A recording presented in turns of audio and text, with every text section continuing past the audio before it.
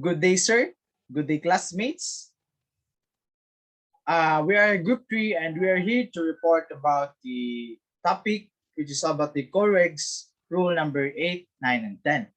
So for the rule number 8, I am Deck Cadet Bongguyan Francis GC, and I am going to tackle about the rule number 8, which is action to avoid collision. So first, letter A.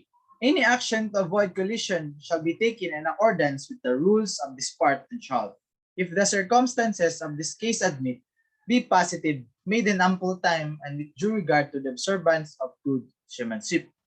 So, an action to avoid collision, we must take in accordance with their specific rules. And we must be a good observance and to have a good seamanship. Or the next is B. Any alteration of course and or speed to avoid collision shall, if the circumstances of the case admit, be large enough to be readily apparent to another vessel observing visual or by radar.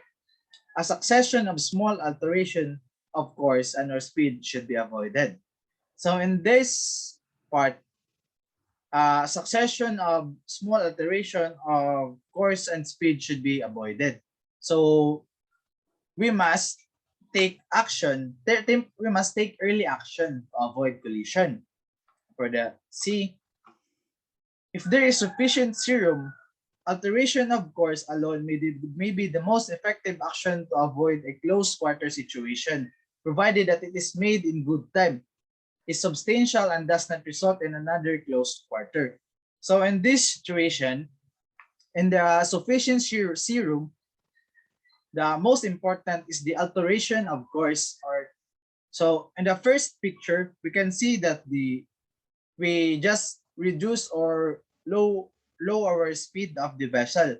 So to avoid the close quarter situation, we must do this.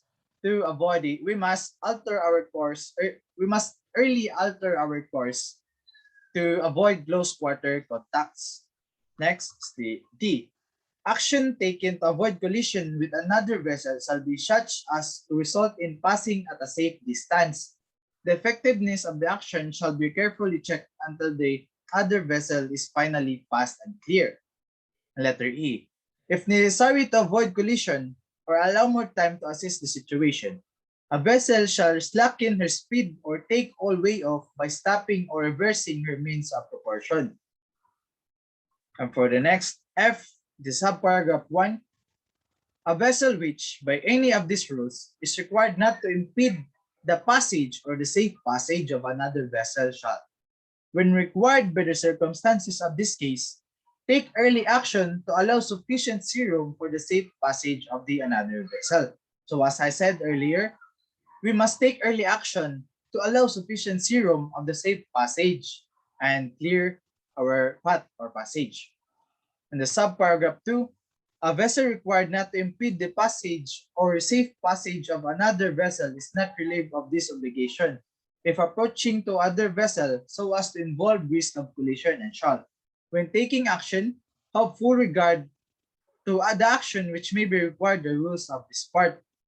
So we must not impede the passage or safe passage of another vessel if it's not relieved of this obligation, and have full regard to the action of this part. Then number 3, a vessel, the passage of which not impeded, remains fully obliged to comply with the rules of this part when the two vessels are approaching one another so as to involve risk of collision. And that's all. And let's go to the rule number 9, which is presented by my group mates. Thank you.